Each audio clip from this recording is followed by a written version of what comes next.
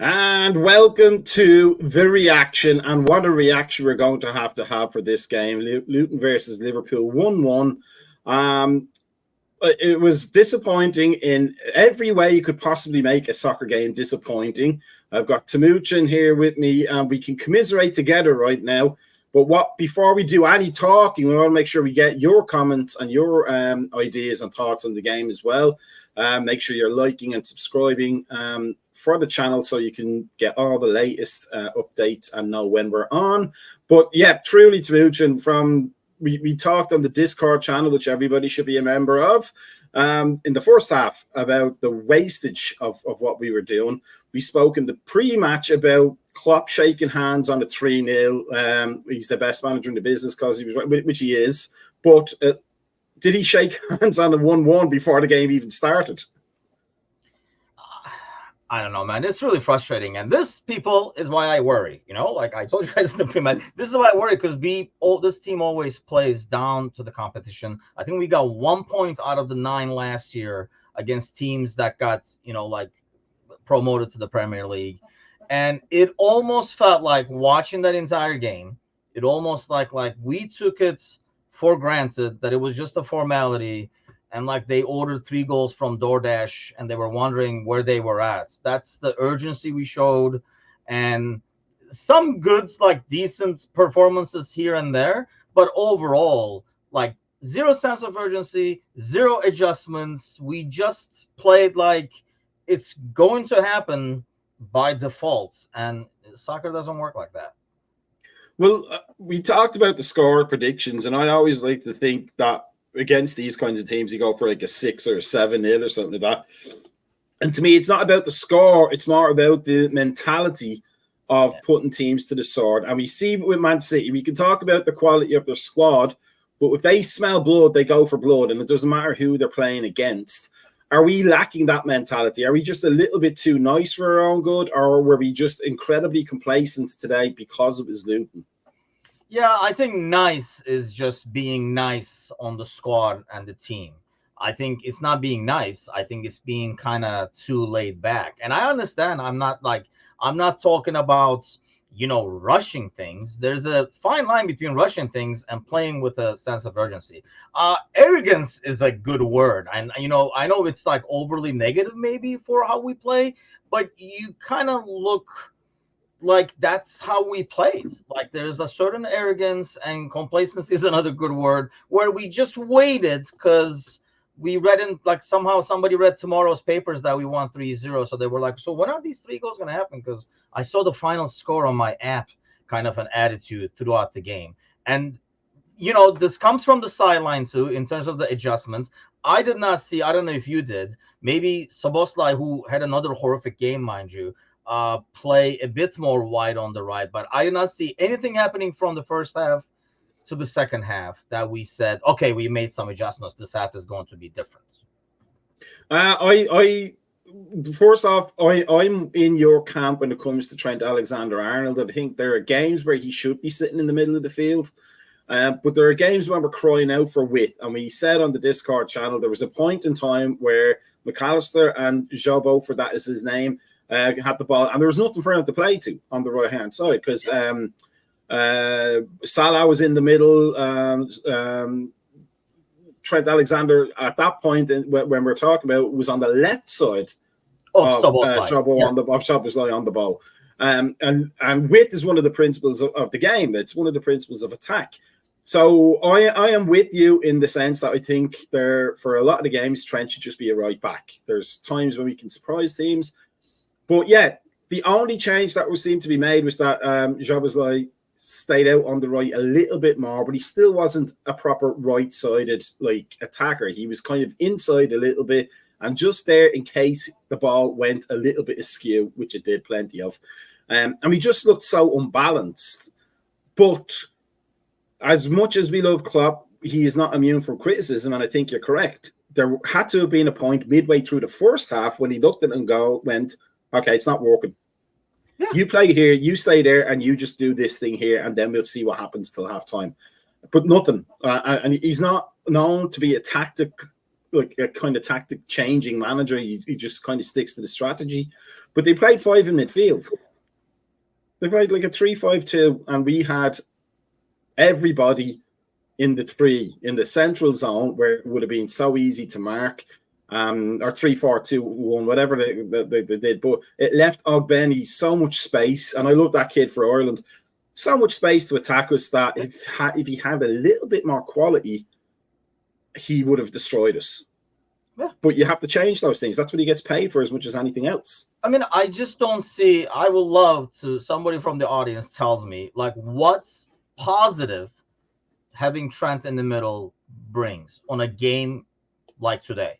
Anytime Trent was dangerous, it was because he was on the wing and he was putting that ball in the box.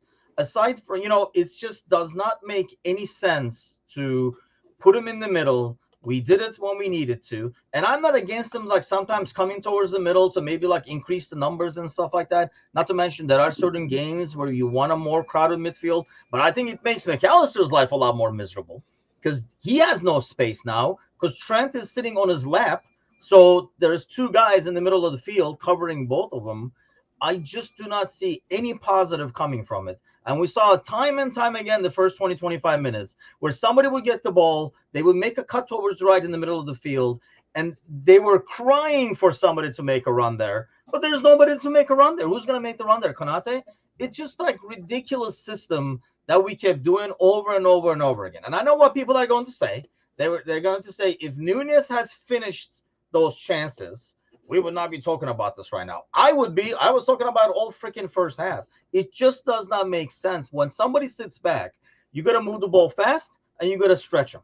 You got to go wide. And we did everything possible not to do that. You're already playing a left back who cannot play with his left, right? And that's not his fault. So he has to cut everything to the right so he can't stretch. And then you have your right back in the middle of the field. So, I mean, Luton must be like, this is great because we can just sit in the middle and we have everybody in front of us. And that's why they didn't tire as much either because there was no movement. We did not make him shift around. There's nowhere to shift. They just stay where the hell you are in the middle. I find that extremely freaking frustrating. And Klopp to keep doing it without making any changes, they will you got to make in-game adjustments. And 0 today. 0. Like when you make subs, it's like the subs maybe make a difference, but the system doesn't change. We did the same thing over and over again. And I know Núñez gets that sitter. We're probably not talking about this. I would be, but you can't. And you can't lose these points and say we're going to go for a title because we know what happens. Anytime you lose these stupid points to teams we should not lose to. And I realize everybody, they played a good game, blah, blah, blah, all that kind of stuff. On paper, there's no way you should be losing points to these teams. And when you lose those points, that's what happens at the end of the season. You lose titles by a point or 2 points. It's not because of, something that happens at the end of the season. It's for these points that you're losing right now in the season. I think rather if you look at one of those passing network maps, I'm pretty certain the highest percentage of passes from today's game is probably Gomez to Virgil van Dijk. Because it seemed to be every time Gomez got the ball, he just turned and he passed it back again. And as you say, if you're Luton, not only do you just have to sit in the middle, you just have to funnel the ball out to Gomez, and it's going back to Virgil van Dijk, and you've got another few seconds respite of not having to move anywhere. Saidu has he's always very good about getting that 4-2-3-1 in, but this was not a formation problem, was it? And it wasn't Gravenberg. I thought was the best midfielder of the 3. I think so too. He was the only one that functioned. But it's not. If we played a 3-5-2, a 3-4-3, a 4-4-2, a 4-2-3-1, a 4-3-2-1, Trent would still be in the middle. Yes. McAllister would still be in the middle. Gomez would still be passing the ball back to Virgil. It wasn't a formation issue. It's the roles they're being given. And while it worked as a novelty, in much the same way that Brendan Rodgers got a few good games out of that 3-4-2-1 with Sterling up front back in 2014, 15, whatever it was, and then Lallana in behind. Yep. Eventually, the players are going to revert to the things they've always done throughout their entire playing careers, and it'll fall apart because they're not used to doing those things. They want to do the things that they've been brought up. So does Klopp really need to look at it and go, okay, I need to get back to basics in terms of balancing the team out? So we have a left back and we have to have a right back. If we have a three-man midfield, we need to put a proper 6 in there and not McAllister, who gives the ball away far too much, I think, for a number 6. He doesn't play enough safe passes when he should. And then let Gravenberch and Szoboszlai and McAllister and Jones and Elliott fight for those other 2 spots so that we can keep some sort of creativity in there without sacrificing that space in front of the defenders. Yeah, that's tricky, right? Like I would hate to play center back on this team because you got 2 guys in the middle of the field in McAllister and Trent trying to make these passes that you want probably your attacking midfielder making, so that if they lose it, the 6 is still behind the ball or somebody's still behind the ball before it goes to the center backs. I mean, I think we rely and we put a lot of the center backs, which I think they both played really well today, by the way.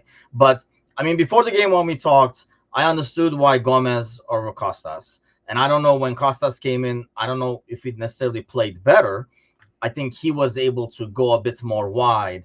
And while we didn't get much out of the crosses, it's kind of like, I don't know how to take that, because at that point, when we were doing the crosses, Luton was like, holy shit, we might win this, that they wouldn't have been expecting. So they really went all the way into the box. But at least on the right-hand side, Elliott was like, I guess I'll stay wide so that we have somebody staying wide over there, and we were able to stretch him. Imagine that for like an idea.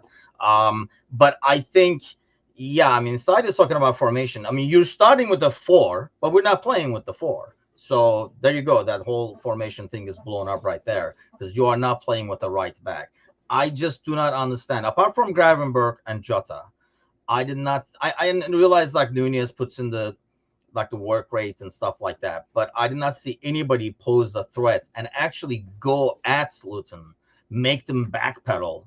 Because like you said, everything was going backwards, spacing until Trent gets it, tries to lob that curving ball onto Mo, which Mo sometimes can bring, but even if he can brings it before he knows it, he's at the line, so he has to play it back. It's just like, I don't know what the plan was. We did get the chances. Like I say, everybody's going to back, oh, if you finish your chances.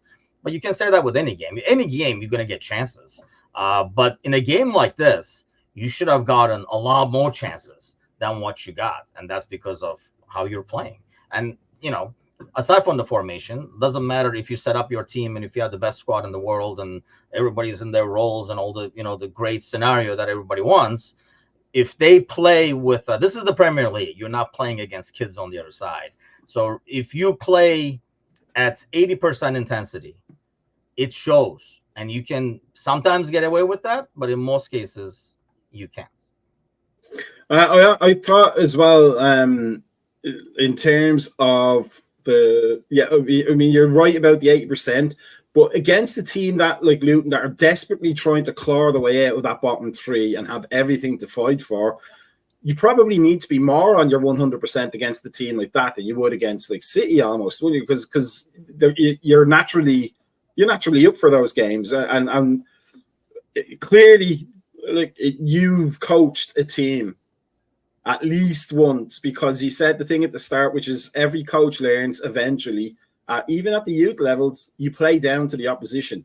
Yep. So if you're going to walk on the field and think, well, this is an easy game, it's not going to be an easy game. It's almost biblical.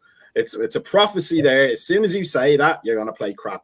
But in terms of the balance of the team, I think when Costas came on, he didn't give us anything much more in terms of passing quality than Gomez, but he did get forward a lot more because he's comfortable, obviously, crossing in on his left foot.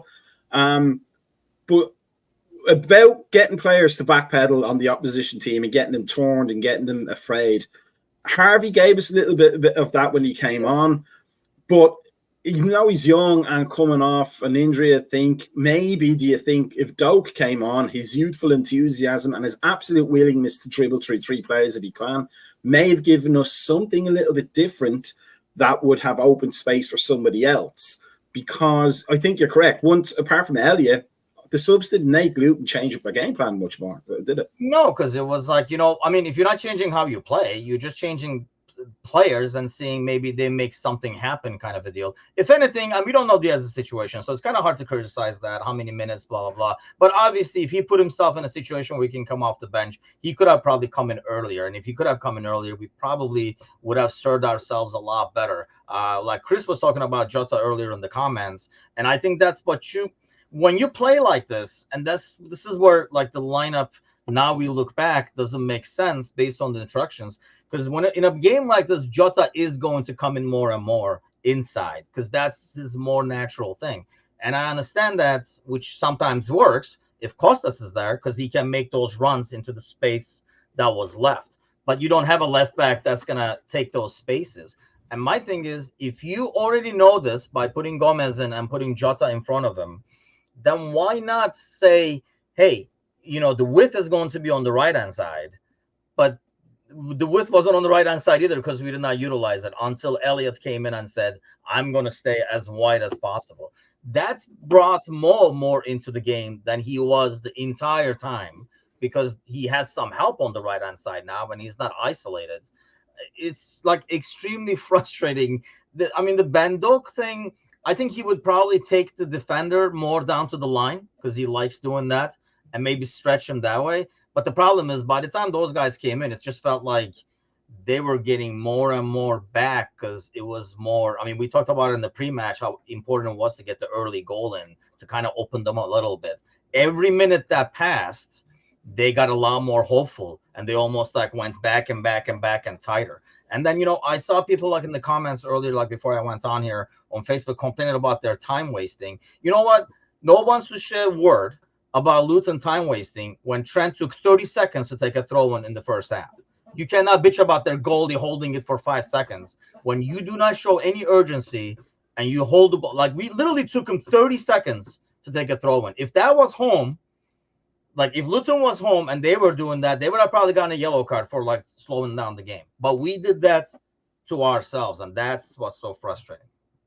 Let's bring Trevor in here now. Trevor, you can make subs before the hour mark. You're perfectly correct. But just to keep on the track that what Timuchin was speaking about, we got into injury time. We got the equalising goal. We got the ball back near in our half, just beyond the halfway line. And then instead of getting the ball forward and trying to look for a winner, we started playing 3 or 4 tippy-tappy passes for some reason. Was our mentality all wrong in this game from start to finish? Yeah, I just wish I didn't see that last 2 minutes because it's something that, as a fan, you always want to see in the word that Timuchin brought up, urgency, especially when you're down or you have that moment where you need to just go for it and you're just back and forth. The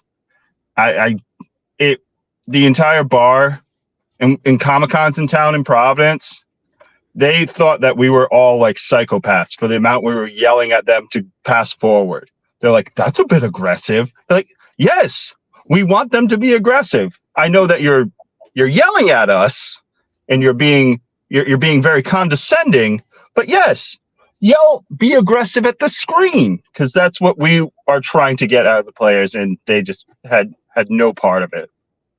I'm pretty sure, to be fair, though, Trevor, they can't hear us as much as we would want them to. Wait. But it's a spiritual thing. It's you wish if there's enough people yelling collectively loud enough, it'll get caught in some sort of weather wind current or something like that. I think there's a quantum theory about it. There's a quantum theory about it somewhere.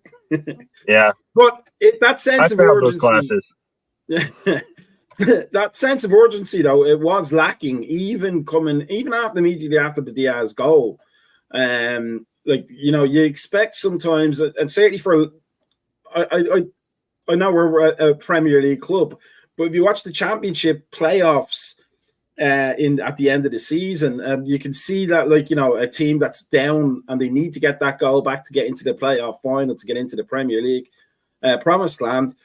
As soon as there's a kickoff, they're after that ball like it's going to be the cure for cancer or something like that. And we just didn't see that once we scored. It was just we were happy for Diaz and, nice emotional moment for him. But the rest of the players, their parents weren't kidnapped. So Why was he the one that looked like he wanted to win the game and not the other 10 players on the field who looked like they were happy with a point? To me, it's not really, as you say, it's not really a league title challenging mentality, is it? No, I mean, because that's how Diaz normally plays, you know, like regardless of his personal situation, that's how he plays. He plays with a sense of urgency. And you could kind of see that from Mo at times, you know, like he grabs the ball, like he wants to throw it in because he knows playing fast when somebody's sitting back is the way to go, right? And then, but no, nobody else is making it and run, nothing. And then Trent is walking over there saying, like, here, that's my gig. I take the throw-ins in 30 seconds or less. And so there you go. Like the attack ends over there where we had like a quick, brief moment.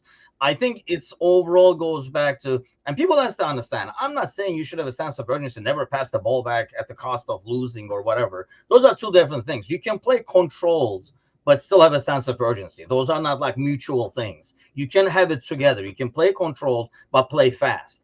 And I think that's what we're lacking. And it felt like, I understand you're not going to have like, you're not going to lose your mind in the 40th minute. You're not going to lose your mind in the 50th minute. But, and like, you know, start going forward all the time and stuff. But the way you play, the sense of urgency in the way you play, and you attack a defense who's sitting back, you want to tire them out. You want to make them run. I mean, that's not easy. People think sometimes parking back, that's freaking hard stuff. If you ever play defense against a really good team and all you can do is defense, that is tiring as hell. If the other team is playing smart, if they're playing fast, that ball is moving. It is hard to hell to shift from one side to the other, chase all the runs, the attention you have to pay, the focus you have to put in.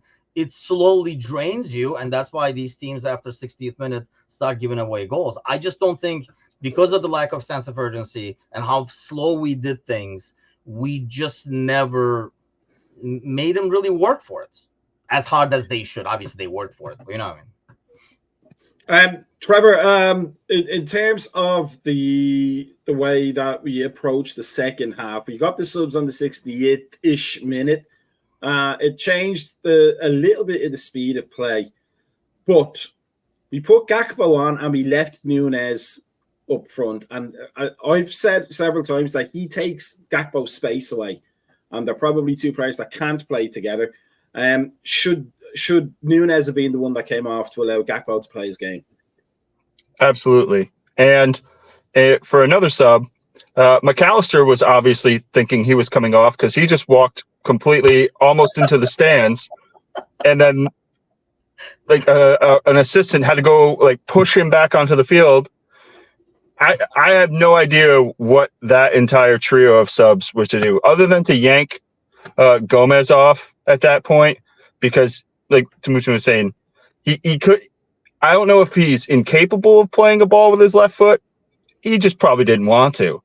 And if you're going to put him over there and have him have that responsibility to get forward, at least in some capacity, and have no desire at all to do that, yeah, you had to come off at a certain point. But yeah, Harvey coming and bringing Szoboszlai off at that point, he was not his best day, but not doing a straight swap of Gakpo for Nunez was a head scratcher indeed. Just talking about Gomez, because I'm just thinking about this, and it just flashed a PTSD memory back into my head when I played. And I was frequently a right back. We talk about past playing, and then Trevor leaves. Nobody wants to hear my story. Trevor's like, I don't want to remember those. Yeah, I'm out here. But I remember frequently being played at left back, and I could never figure it out because I have no left foot whatsoever, and I barely have a right foot. But I think part of it was because I had a good long ball on me, and I would turn and I would play a long ball up front. Now, to be fair, this was Ireland in the Jack Charlton era, so that was a desired thing. But would Gomez have been better served if he had done that? Even if it's a random ball up front, we could pick up the second ball, maybe in the midfield, and then attack from there, rather than continually passing it back or into McAllister and then killing the attack before it's even started. Yeah, I mean, it's hard to put it on Gomez because, you know, I can tell you right now, if you take Andy Robertson and play as a right back, you're going to get the same exact thing in reverse. Like, you're going to get a mirror reflection. It's, you know, I mean, yeah, I used my left. Excuse me. I used my left when I used to play just for walking and to lean on, never like to kick it. And Gomez is similar to that. You can see him obviously, controlling and stuff like that, but he's not comfortable passing with that. If anything, I think the issue was Luton figured that out pretty darn fast. Maybe if we made an effort to get him maybe a bit more towards the corner, more on the wing and stuff in the beginning, and make Luton think about having to defend that, I think Luton figured out 5 minutes into the game, okay, so we don't have to worry about the right-hand side because no Diaz, no left back, we're fine over there. And Jota is going to just watch Jota's runs kind of a thing. And that was it from the right-hand side. So you look at the left hand. Well, okay, there's nobody on the left-hand side. So we don't have to worry about that either. So this is what we got right in front of us in the middle.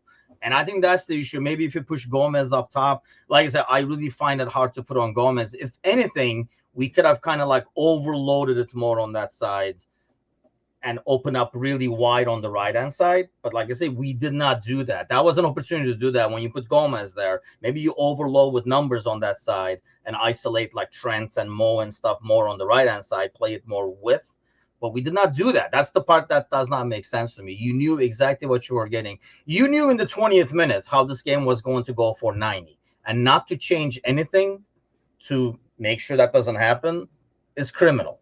It's just criminal. And you can put it on Gomez, you can put it on Nunez missing chances. But Klopp watching this, when it was clear to, I think, every single person who's ever watched this game before, I just feel like it's criminal. And that is arrogance, not changing it and saying what we do is going to work, I think is arrogance. Would it be fair to say then that the Luton coach out-coached Klopp today?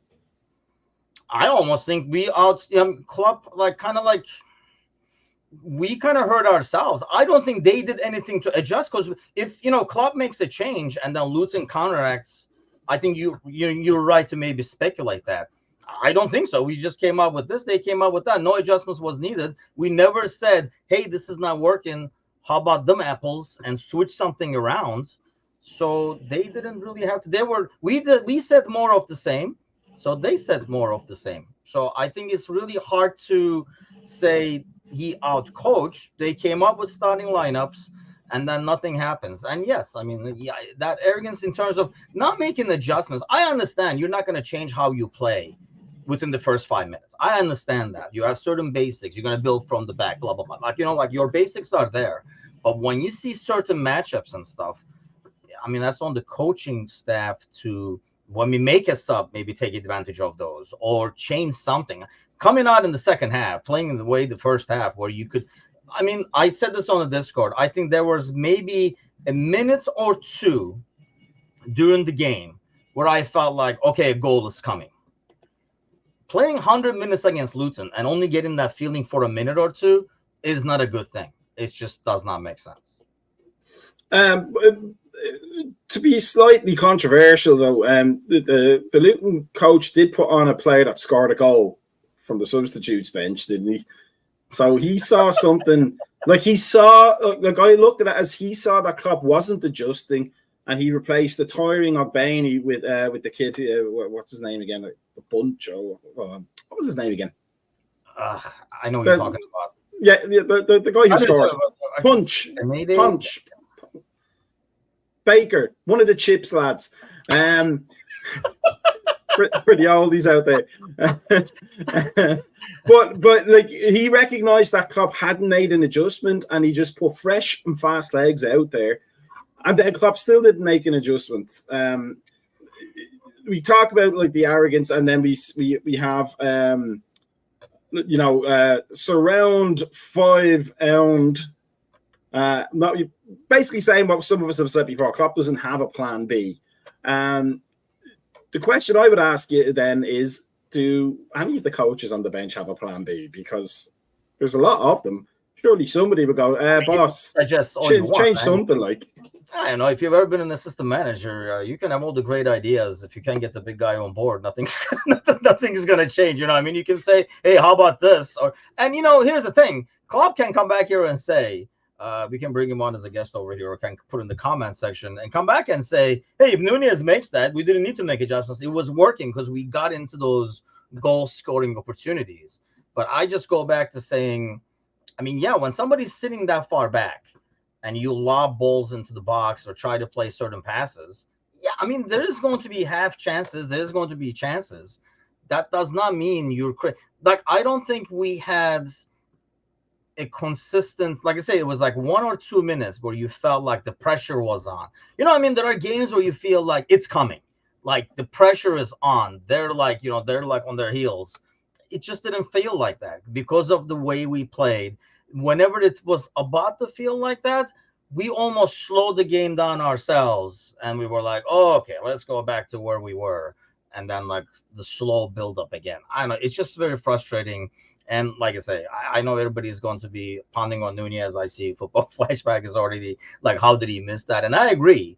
And maybe we don't talk about all this stuff. Most people won't talk about all the stuff if Nunez finishes those. And the game, let's face it, if we score 1, it was going to be 2-3, probably pretty fast. And maybe this never comes. But this is not the first time this has happened. And this is what kills me. How many times has this happened where you lost points in a game where it should easily be won? And I realize games are not won on paper, and you got to win it on the pitch. But that's the difference. You got to transfer the paper to the pitch, and have that team play with an urgency and act like they are playing against City, they are playing against Arsenal, and not like they're playing against Luton.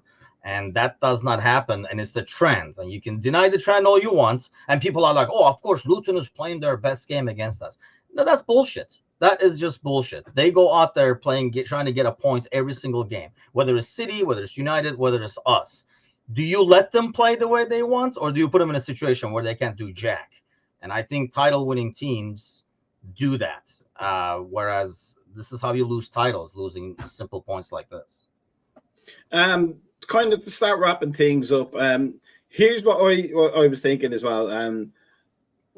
If we had a prime Gerrard in that team today, he would have grabbed the game by the scruff of the neck. He would have been shouting at players, and he would have been biting, punching, kicking, and scratching. Or Suarez, the same kind of mentality. Like a loss is like almost a spiritual blow to them, so they'll do anything they can to do it.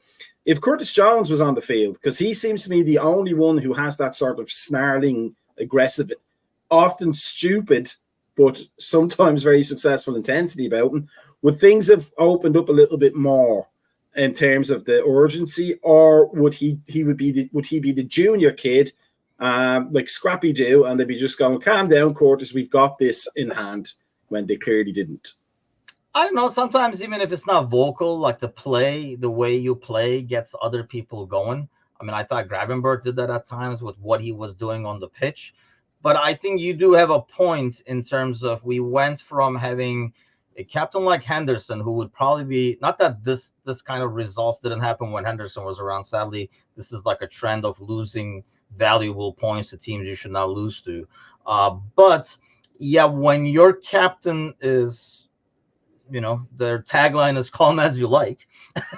And then, the co-captain is kind of like, let's not even go there again. Don't get me started with that one again. Yeah, I'm sure that kind of maybe affects the sense of urgency. But that's why you have a guy barking nonstop on the sideline. Maybe he does need somebody barking on the pitch too, because you really do not have that. We count the leaders. I think Robertson would be the guy that I would like to have on the pitch today in terms of doing that. Because Mo is not that kind of personality. I think out of all the guys that we have who are leaders and kind of like, be in the locker room right now, picking people up or whatever, on the pitch in terms of kind of showing aggression to get everybody else going. Because sometimes it's not what you yell or scream or say, it's what you do to get other people around you. You almost like get that energy from you. It's like kind of like a circle around you and other people get caught in it. And I think Robertson would be a guy that I would like to have on the pitch today, not only play-wise, so we could do stuff from the left, but in terms of getting everybody else going and getting some kind of an urgency. Like Robertson would make a run down the left-hand side, that infamous sprint that he does against City and stuff like that. Do little things like that really gets everybody else going and say, yeah, that's right, damn it, let's go, kind of a thing. So before we wrap up and get on with our Sundays and attend to your thumping headache like I have in the middle of the second half, everybody should be smashing the like button or gently placing a finger on it if you have a sensitive keyboard. or a mouse, and then liking and subscribing the channel on YouTube, on Facebook, on Instagram, on X, formerly known as Twitter, and any social media, Bebo, MySpace, Netscape, whatever you have. Whatever, well, that's what I've been using for the previous weeks, if you remember. I was running these things through Netscape. But that's what you got to do, you people out there. You got to join a Discord channel. You got to get involved and make sure you know what's happening all of the time. But if they were to somehow tomorrow morning wake up really early and want to watch the morning coffee, what kind of coffee should they be drinking, Timuchin? Reckless, our sponsor over here. Yeah, definitely join us. Grab a cup of coffee. We'll be on with Matush, talking more about this other craziness that we always talk about. And then we have the Monday night podcast tomorrow night.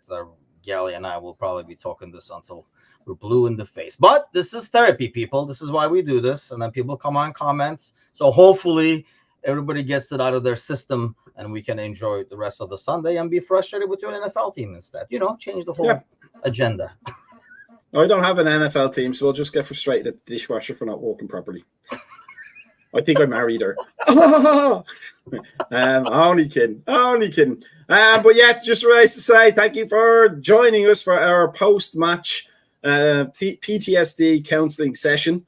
And make sure you're still commenting. Make sure you're following the Facebook page and the YouTube channel because we have lots of content. Lots of content. Yes, we do. And you should be following it and making sure you're paying attention to it. But just nice to say thank you to Muchin. And we hope your dogs don't get a kicking because my cat will if she bothers me. Although go by today, if I do anything like Darwin Núñez, I'll probably miss. And I do not encourage cruelty to animals whatsoever, unless that animal is Darwin Núñez, who needs a good slapping in the ponytail for everything to do. Poor Darwin. But of course he will, and he deserves it. Spanish Andy Carroll like him. Right, so everybody, have a great afternoon and join the morning coffee tomorrow and the podcast tomorrow night. Peace out and have a good day.